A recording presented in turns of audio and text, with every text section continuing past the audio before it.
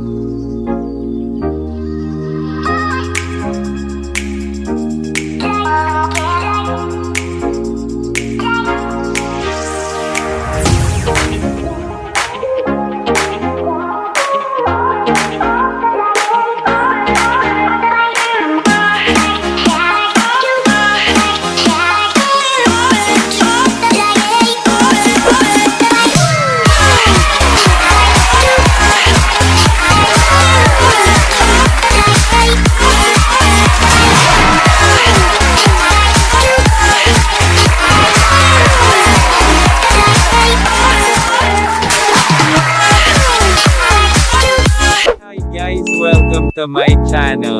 Don't forget to like, subscribe and hit the notification bell to be updated of my